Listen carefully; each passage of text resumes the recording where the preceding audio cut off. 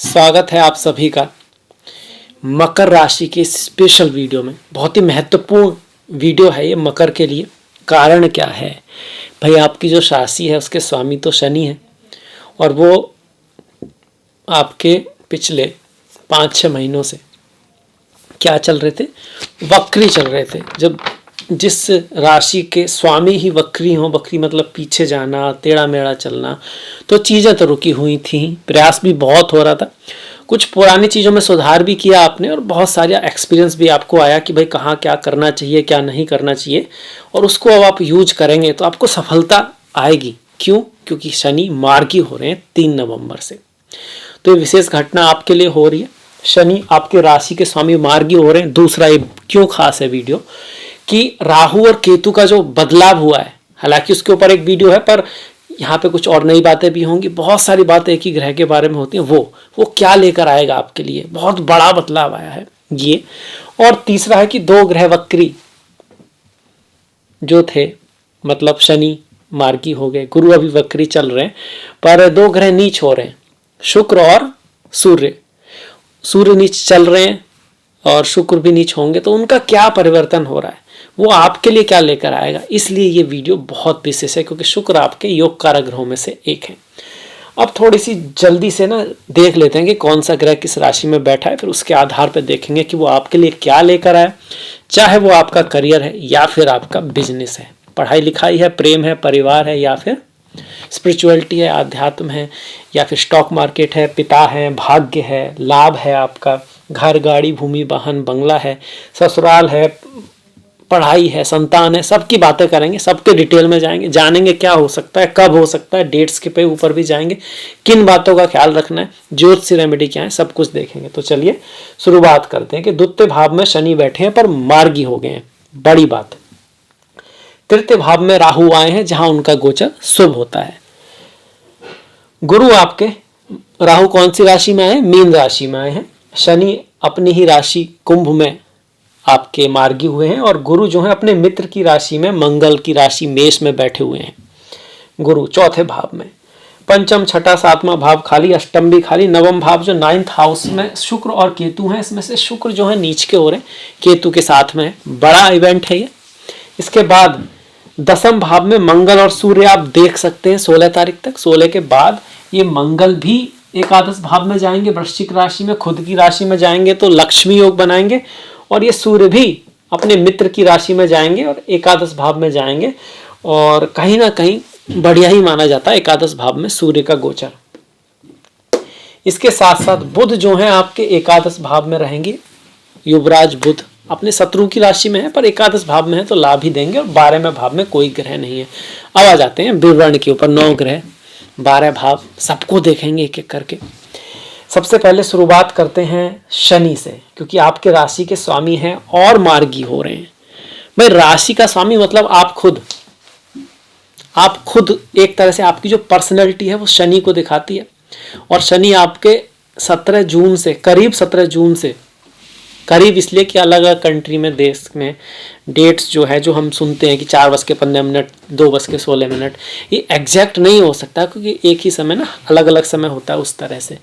पर हाँ, उस तारीख से आपके जो है शनि वक्री चल रहे थे और मार्गी होंगे। वक्री मतलब चीज़ों में डिले हो रहा था, देरी हो रही थी, स्वास्थ्य में भी थोड़ा बहुत दिक्कत, प्रयास करने के बाद भी चीज़ें एक बार में नहीं हो रही थी, टेढ़ा मेढ़ा होना चीज़ों का, करना कुछ होना कुछ, क्योंकि ग्रह आपको सिखाना चाहता है, कुछ बताना चाहता है, कुछ समझाना चाहता है, कहता है कि जिस रास्ते पे है उसको देखो, आगे बढ़ने की बजाय अपने आप को अपडेट करो, अपग्रेड करो। जैसे बोलते हैं ना कि सॉफ्टवेयर में अपडेट आती है आपकी कि भाई अपडेट करो, अब नहीं करोगे तो काम नहीं कर पाएगा, क्योंकि समय के अनुसार बदलना ज़रूरी है। इसी तरह से मनुष्य को भी ग्रह जब बकरी होते हैं वो यही कह रहे होते हैं, भैया अपने आप को अपडेट करो, जमाने के अनुसार बदलो, तब आप आगे बढ़ पाओगे। पर अगर आपने पिछले समय में बहुत कुछ सीखा है, अपने आप को बदला है अच्छाई के लिए, भलाई के लिए, अपनी भी और दूसरों की, तो अब वो समय आ गया जब वो शनि आपको रिजल्ट देंगे। क्या रिजल्ट दे सकते हैं? धन का स्वामी धन में बैठा है तो आपके हार्ड वर्क से, मेहनत से, एफर्ट से, लॉयल्टी से, प्रयास से आपको रिजल्ट मिलेगा किसका, धन का, पैसे का। फैमिली में भी कुछ स्टेबिलिटी आएगी, कुछ ऐसी बातें होंगी जो आपके धन के लिए, फैमिली के लिए कंक्रीट होंगी, जो उनकी कह सकते हो आगे की जो आपके जीवन की जो यात्रा है उसके लिए शनि महाराज जो कि दंड नायक हैं, न्यायाधीश हैं, वो एक नींव रखेंगे आगे के भविष्य की आपके लिए यहाँ पर। इसके साथ साथ थोड़ा बहुत फैमिली में आपको रेस्पॉन्सिबिलिटी निभानी होगी, आपको गिविंग होना पड़ेगा, यहाँ पे देने वाला होना पड़ेगा फैमिली के लिए, परिवार के लिए। वाणी का आपको थोड़ा ख्याल रखना होगा क्योंकि शनि यहाँ पर वाणी के भाव में, स्वास्थ्य का आपको ध्यान रखना होगा अभी भी, और स्वास्थ्य के साथ साथ आपका भोजन जो है उसका विशेष ख्याल रखना होगा। भोजन मतलब जो हम खाना खाते हैं मुंह से वो तो है ही है, साथ में ये जो सेकंड हाउस है आपके चेहरे का है, मतलब हम सुनते क्या हैं, हम देखते क्या हैं, हमारे आसपास का वातावरण कैसा है। नाक जो होती है ना खुशबू को दिखाती है, वो लिटरली खुशबू नहीं है, आसपास का वातावरण, सोबत कैसी है। किसी ने कहा है कि भाई it is better to be alone, अकेला रहना अच्छा है। किससे? कि आपके पास की अगर सोबत अच्छी नहीं है तो अकेला रह लो। आपको भैया इलाका ही ऐसा है, आसपास है ही ऐसी बातें, तो किताबें पढ़ो, बुक्स पढ़ो, अकेले रहो, ध्यान करो, अच्छी चीज़ें को, आपको अच्छे लोग नहीं मिल रहे हैं तो अच्छी चीज़ें ले आओ। बुक्स तो ला ही सकते हो आप, ऑडियो तो सुन ही सकते हो, यूट्यूब पे एक से एक अच्छी चीज़ है। अगर आप सीखना चाहते हो कुछ भी, कंप्यूटर में सीखना चाहते हो सीख सकते हो, मेडिकल में सीखना चाहते हो सीख सकते हो, आर्ट लाइन में सीखना चाहो तो सीख सकते हो। और अगर आपको फिर भी ऐसा लगता है कि मेरे पास कुछ बहुत बड़ा करने को है नहीं, तो जो भी आप कर रहे हो उसको बड़े तरीके से करो। मतलब वॉकिंग करते हैं आप, किस तरह से सही तरह हमको वॉक करना चाहिए, तो आपकी वॉकिंग जो हो एकदम आइडियल हो, जो मनुष्य के लिए अच्छी है, हेल्थ के लिए, स्वास्थ्य के लिए। अच्छी स्लीप, अच्छा खाना कैसे बनाया जाता है, जूते बांधने का सही तरीका क्या है, गाड़ी कैसे सही तरीके से चलती है, बोला किस तरह से जाए, संवाद में क्या विशेषता होनी चाहिए, ये सारी चीज़ें तो आप कर ही रहे होंगे।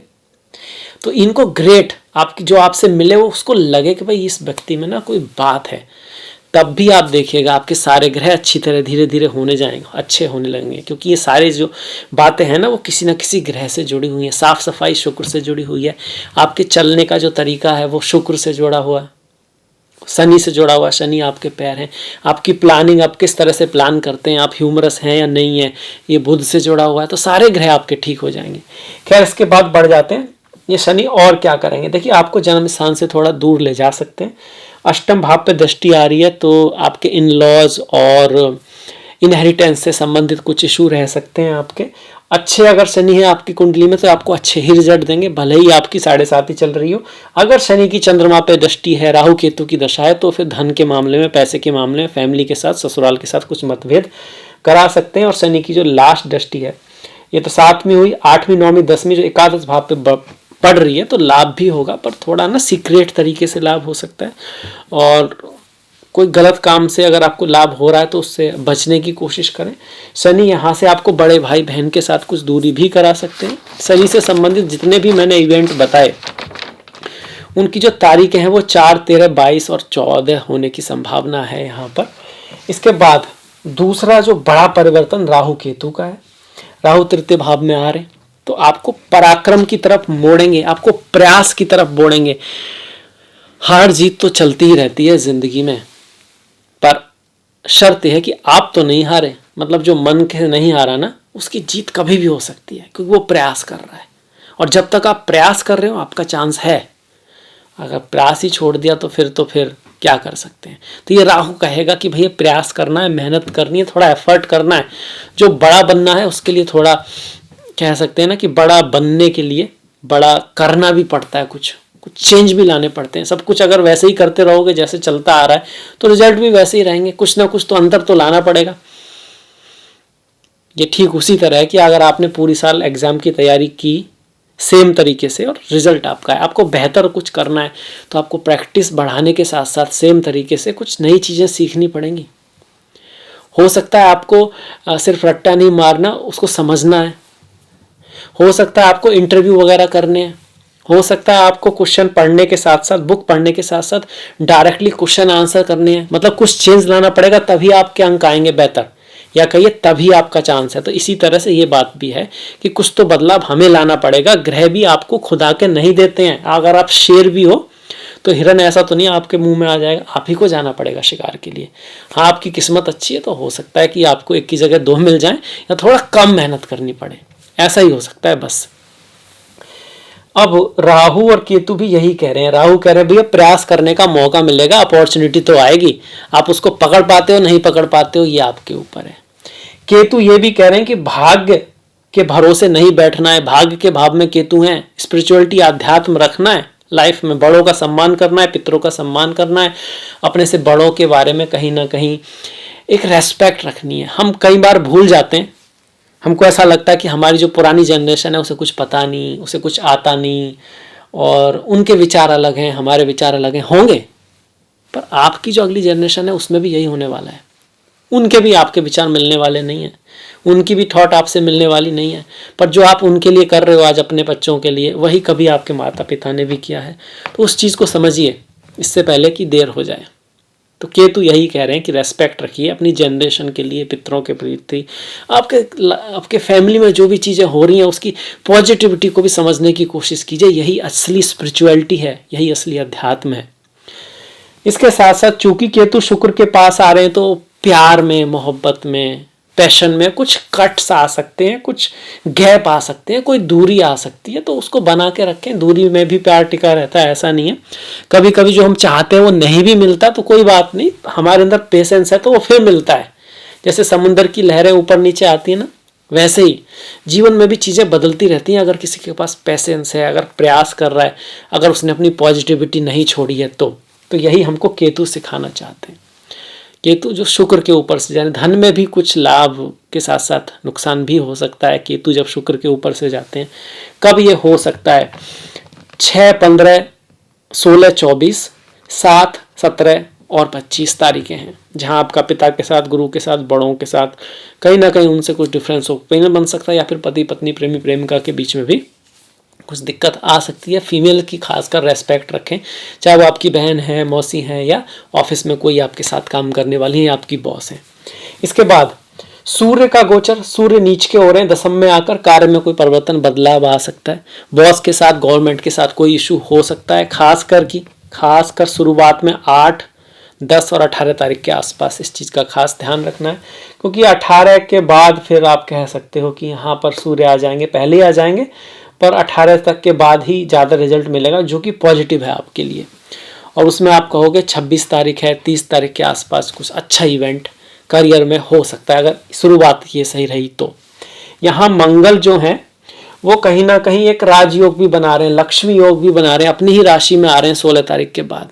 तो 16 तारीख के बाद धन लाभ की आवश्यकता हो सकती है, आपको धन लाभ हो सकता है, आपको रियल एस्टेट से, जमीन से आपको लाभ हो सकता है, इंस्ट्रूमेंट, सेना, मिलिट्री, अग्नि, कोई ऐसी चीज़ जो मंगल से जुड़ी हुई है उससे संबंधित अगर आपका काम है, जैसे सर्जन हो गया, आपके मिलिट्री पुलिस ये तो है ही है, साथ में रियल एस्टेट है, एजेंट्स वगैरह होते हैं, ये जो बीच में जो कमीशन बेस्ड काम होते हैं उससे जुड़ा काम है, तो आपका लाभ हो सकता है, धन का लाभ हो सकता है। खास करके 20-28 तारीख जो है बहुत ज़्यादा इस चीज़ को दिखा रही है। इससे पहले एक और जो 10 तारीख है वो भी आपके रियल एस्टेट, ज़मीन से संबंधित किसी काम में सफलता को दिखा रही है। ज़मीन से संबंधित कोई काम है तो आप उसको 3, 7, 8, 13, 14, 17, 22 तारीख को कर सकते हो। गृह प्रवेश वगैरह आपको करना है तो 22, 23, 27, 29 तारीखें अच्छी हैं। शादी विवाह की बात करें तो शादी विवाह के लिए हम ये तो नहीं कहेंगे कि बहुत ग्रेट समय है, क्योंकि जो प्यार का जो स्वामी है शुक्र वो नीच का चल रहा है, केतु के साथ है। पर फिर भी बाय चांस आप किसी के साथ रिश्ते में हैं और शादी की तरफ बढ़ना चाहते हैं तो 23, 27, 28, 29 तारीखें शुभ हैं। इसके बाद संतान की अगर हम बात करें तो संतान का भी स्वामी नीच का आ रहा है, केतु के साथ आ रहा है, मतलब संतान की लाइफ में कुछ उतार चढ़ाव हो सकते हैं। हालांकि संतान कहीं बाहर जा सकती है, अब्रॉड जाना चाहते हैं तो उसमें सफलता मिलेगी। आप भी कहीं बाहर पढ़ने के लिए जा रहे हो तो ठीक है, पर वहाँ जाके थोड़े ऑब्स्टिकल रह सकते हैं और चीज़ों में कुछ 2-3 बार प्रयास करने पर ही सफलता मिलेगी। और इस तरह की जो इवेंट्स बन रहे हैं कि भाई प्रेमी प्रेमिका में, पढ़ाई के लिए कुछ रुकावट आना या रिश्तों में थोड़ा ख्याल रखना, ये जो सारे इवेंट्स जो हैं वो आपके 7, 17, 25 तारीख को 6, 15, 16, 24 वही सूर्य के ये केतु और शुक्र का जो योग है वो बना रहा है। शुक्र को माँ लक्ष्मी से भी जोड़ते हैं, धन के मामले में भी आप कह सकते हो जो कुछ नेगेटिविटी इस दिन दिखा रहा है। पॉजिटिविटी के लिए मैंने शनि को बताया था कि शनि अगर अपनी राशि में अच्छे योग बना के बैठे हुए हैं तब फिर वो आपको 4, 13, 22, 24 तारीख को लाभ करा सकते हैं। और मंगल जो है वो भी धन का लाभ 1, 10, 20, 28 तारीख को करा सकते हैं अगर आपकी कुंडली में अच्छे मंगल हैं और उन पर अच्छे ग्रहों की दशा पड़ रही है, मतलब उनके फ्रेंडली गुरु के साथ में बैठे हैं, गुरु की दृष्टि उनके ऊपर पड़ रही है, तो जरूर आपको लाभ कराएंगे। नौकरी और वालों के लिए उतना महीना ग्रेट नहीं है, चेंज वगैरह हो सकता है। बिजनेस की बात करें तो बिजनेस के मामले में महीना ठीक है। अगर आप बुद्धि से काम लोगे, दूरदृष्टि से काम लोगे तो आपको लाभ होगा। आपको बॉस आदि से बना के रखना है, थोड़ा हॉट हेडेड नहीं रहना है, शांति से काम करना है, आलस से बिल्कुल नहीं करना है, अपने लक्ष्य के प्रति लगातार प्रयास करते रहना है, बीच में कोई गैप नहीं लेना है, ऐसा बड़ा गैप इस तरह का, ये ध्यान रखिएगा। और वाणी का विशेष ध्यान रखना है क्योंकि वाणी सूर्य और मंगल के साथ में आ रही है, इस वजह से। हालांकि जो वाणी है ये आपके भाग्य का स्वामी भी है बुध, और एकादश भाव में जा रहा है, तो मतलब अगर आपके पितरों से, गुरुओं से, टीचर्स से, उनकी बातों को आप मानते हैं और कहीं ना कहीं एक समझदारी से काम करते हैं तो आपको लाभ हो सकता है। आपके ऋण वगैरह लेने की कोई पॉसिबिलिटी बन सकती है, पर मैं यही कहूँगा जो ऋण वगैरह है, आप अगर बहुत ही आपके पास बढ़िया आइडिया है तभी जितना कम से कम हो उतना ही लें। मंगल की दृष्टि छठे भाव पर होती है तो ऋण को लेना कोई बहुत बढ़िया नहीं माना जाता। हालांकि अब जमाना बदल रहा है, ज्योतिष की दृष्टि में वो ऋण लेना अच्छा नहीं मानते थे, अब चीज़ें बदल रही हैं, पर फिर भी मैं आपसे कहूँगा कि हाँ, जितना हो सके उतना ही ऋण लें, ज़्यादा बड़ा ऋण ना लें। जहाँ तक हो सके जो आपके पास है उससे ही चीज़ों को करने की कोशिश करें। इसके बाद शादी विवाह हो गया, प्रेम प्यार हो गया। स्टॉक मार्केट में इन्वेस्ट करने के लिए कोई बहुत ग्रेट महीना नहीं है। हालांकि जो शुक्र है उनका नीच भंग हो रहा है, क्योंकि शुक्र जो है, जो नीच के हैं, जिसकी राशि में उच्च के होते हैं, मतलब गुरु, वो केंद्र में आ रहे हैं आपके चंद्रमा से गोचर में, तो इनका नीच भंग हो रहा है। पर स्टिल नीच तो है ही, कहीं ना कहीं भले ही भंग हो रहा हो तो बहुत ग्रेट तो नहीं कह सकते। मतलब चीज़ें स्टॉक मार्केट में अगर जाते हो तो ऊपर नीचे हो सकती हैं। पढ़ाई लिखाई की शुरुआत करनी है, आपको कोई कोर्स वगैरह करना है, विद्या आरंभ वगैरह करनी है, उसके लिए 2, 3, 10, 15, 24, 29 जो तारीखें हैं वो बहुत शुभ जो है इस महीने की दिखा रहा है आपको, क्योंकि बहुत ग्रेट तो है नहीं। ऐसे में हम कोई शुभ तारीख चल लें तो शायद ठीक रहे। विद्या के लिए, एग्जाम के लिए, किताब को हम पूरा करना चाह रहे हैं तो उसके लिए मैंने आपको ये बताया। इसके बाद स्वास्थ्य की अगर हम बात करें तो शनि महाराज मार्गी हो रही, अच्छी बात है। स्वास्थ्य के लिए अब थोड़ा बेटर होने वाला है, बोलते हैं ना जान है तो जहान है, तो स्वास्थ्य में कोई रिकवरी हो सकती है आपकी। कोई चीज़ें आप अगर प्रयास कर रहे थे कोई इलाज के लिए या कुछ दवाइयाँ वगैरह ले रहे थे तो आपको कहीं ना कहीं असर देखने को मिल सकता है। जो राशि का स्वामी है वो द्वितीय भाव में है। धन के लिए आप प्रयास कर रहे थे, फैमिली के लिए प्रयास अगर कर रहे थे लॉन्ग टाइम से किसी चीज़ के लिए, पिछले 3-4 महीनों से, और चीज़ नहीं हो पा रही थी तो उसके होने की संभावना यहाँ पे बनती है। इस बात को याद रखिएगा। अब इसके बाद थोड़ा सा बढ़ जाते हैं हम नीच भंग राजयोग। शुक्र जो है उनका नीच भंग हो रहा है, सूर्य का भी यहाँ पे, सूर्य नीच के रहेंगे ना 10वें भाव में, जिसमें मैंने कहा कार्य में परिवर्तन वगैरह हो रहे हैं, पर उनका कहीं ना कहीं मंगल से नीच भंग हो रहा है। तो अगर आपकी कुंडली में सूर्य नीच के हुए तब तो दिक्कत होगी, अगर नहीं तो ये मंगल इसको संभाल लेंगे, कोई बड़ी दिक्कत यहाँ पे दिखती नहीं है, सिर्फ गोचर के आधार पर।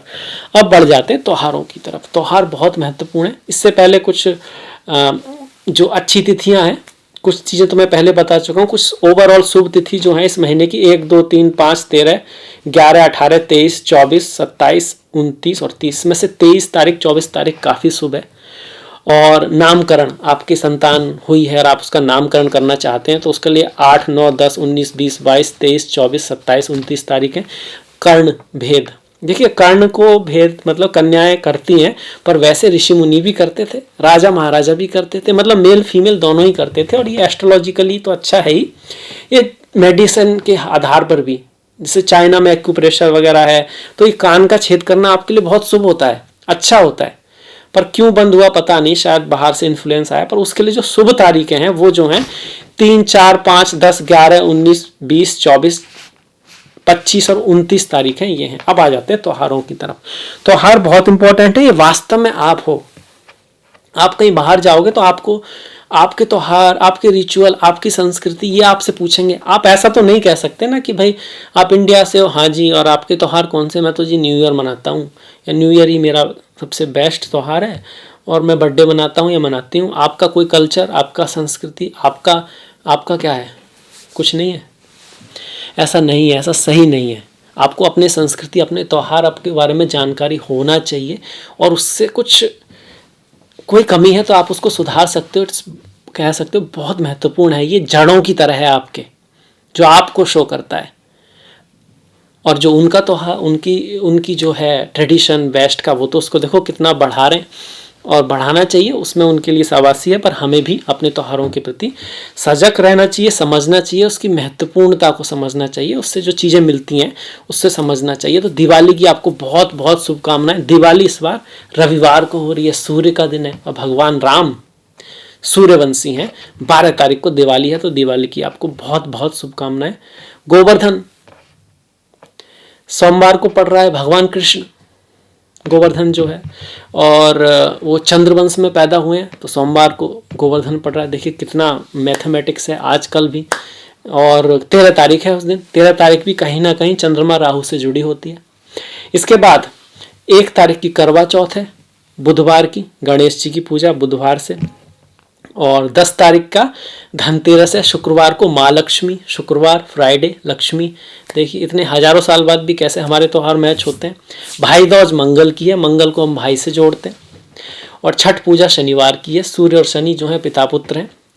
एकादशी, दोनों एकादशी गुरुवार की हैं आपकी। रामा एकादशी जो है वो 9 तारीख की है, और देव उत्थान एकादशी जो है 23 नवंबर का है। और अगर हम पूर्णिमा की बात करें वो भी सोमवार की, अमावस्या की बात करें तो वो भी सोमवार की, चंद्र के दिन की। कार्तिक अमावस्या जो है वो 13 तारीख की होगी आपकी, और कार्तिक पूर्णिमा जो होगी वो 27 नवंबर की होगी। भगवान शिव से संबंधित प्रदोष व्रत शुक्रवार के दिन है, 10 और 24 तारीख को, और जो शिवरात्रि है महीने की वो 11 तारीख को है, जो शुक्रवार है। देखिए चंद्रमा जो है वो शुक्र की राशि में ही उच्च के होते हैं, और माँ लक्ष्मी का चंद्रमा से बहुत संबंध है, क्योंकि वो समुद्र से निकली थी। तो देखिए कितना लॉजिकल है हमारा साइंस, ऐसे ही नहीं है। जिसको नहीं पता नहीं पता, पर जिसको थोड़ी नॉलेज है तो वो समझ पा रहे होंगे कि मैं ऐसे ही नहीं कह रहा हूँ। और अगर संकष्टी की बात करें तो बुधवार की है 1 तारीख की, और जो दूसरी संकष्टी है वो गुरुवार की है आपकी। तो ये रहे आपके त्यौहार। अगर आपको कुछ समझ में आया, अच्छा लगा, तो आप शेयर कीजिएगा, लाइक कीजिएगा, कमेंट कीजिएगा। अगर सब्सक्राइब नहीं किया है, पहली बार आप यहाँ पर हैं, तो ज़रूर सब्सक्राइब कीजिएगा। कुछ अच्छा बुरा जो भी आपको लगा है वो कहिएगा, ज़रूर बेझिझक कहिएगा। किस तरह से हम सुधार कर सकते हैं प्रोग्राम में, ये भी बताइएगा। और अगली मुलाकात तक अपना ख्याल रखिएगा, अपनों का ख्याल रखिएगा, सभी का ख्याल रखिएगा। कुछ ना कुछ अच्छा नया बढ़िया देखते रहिएगा, सीखते रहिएगा, करते रहिएगा, क्योंकि संसार जो है ना कर्म प्रधान है। जो हम करते हैं उसी का रिजल्ट हमारे पास आता है। ज्योतिष और जो ग्रह हैं ये भी यही दिखाते हैं कि किस तरह के कर्म हमारी तरफ अपॉर्चुनिटी आ रही हैं, और कहाँ से आ रही हैं। भगवान नहीं भेज रहा है, हमारे ही एक्युमुलेटेड जो कर्मा है ना, उसका रिजल्ट वो आ रहा है हमारे पास, और हम उस पर किस तरह से रिएक्ट करते हैं, रेस्पॉन्स करते हैं, वो डिसाइड करेगा कि अल्टीमेट रिजल्ट क्या होगा।